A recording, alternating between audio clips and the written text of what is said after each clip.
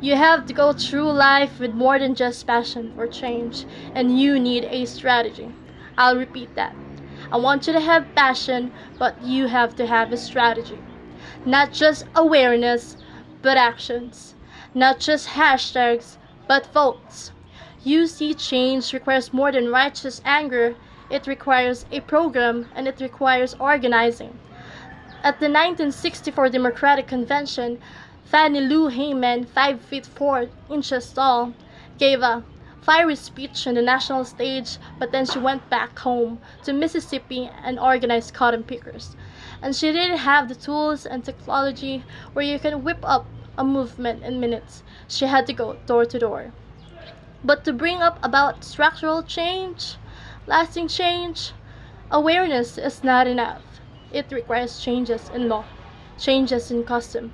If you care about mass incarceration, let me ask you, how are you pressuring members of Congress to pass the criminal justice reform bill now pending?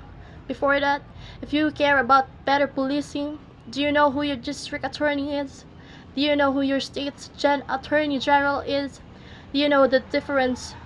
Do you know who appoints the police chief? And who writes the police training manual? Find out who they are, what their responsibilities are. Mobilize the community, present them with a plan, work with them with a bring about change. Work with them to bring about change. Hold them accountable if they do not deliver. Passion is a vital, but you got to have a strategy.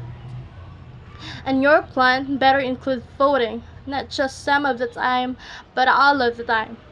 Time is time it is absolutely true that 50 years after the Voting Rights Act, there are still too many barriers in this country to vote. There are too many people trying to erect new barriers to voting.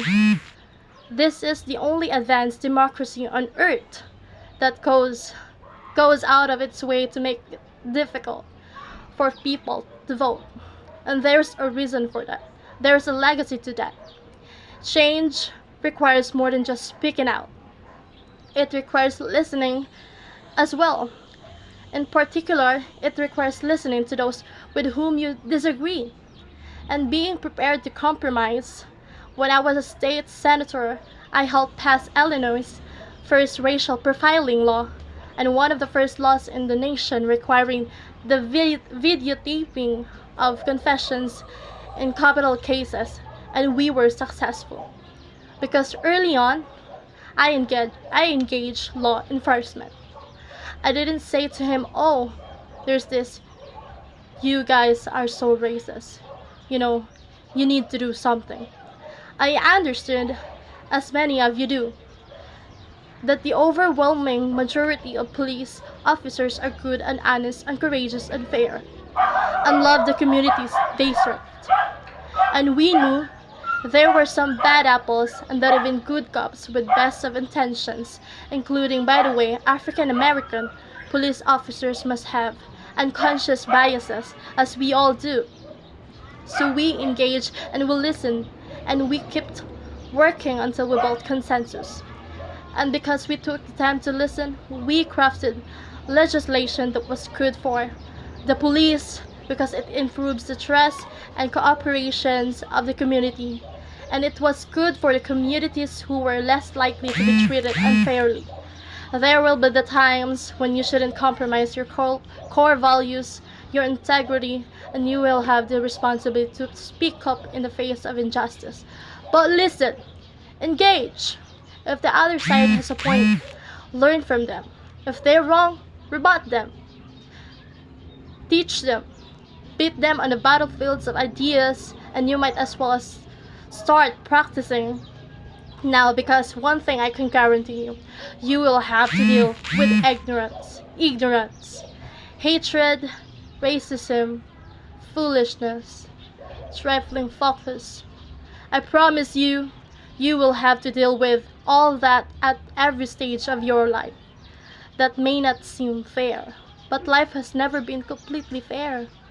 Nobody promised you a crystal. Nobody promised you a crystal stair. And if you want to make life fair, then you've got to start with the world as it is. So that's my advice. That's how you change things. Change isn't something that happens every 4 years or 8 years. Change is not placing your faith in any particular politician and then just putting your feet up and saying, okay, go. Change is the effort of committed citizens who hitch their wagons to something bigger than themselves and fight for it every single day. Now it's your turn. And the good news is you're ready. And when your journey seems too hard, and when you run into the chorus of cynics who tell you that you're being foolish to keep believing, or that you can't do something, or that you should just give up, or you should just settle, you might say to yourself a little, praise that I found handy these last 8 years. Yes, we can.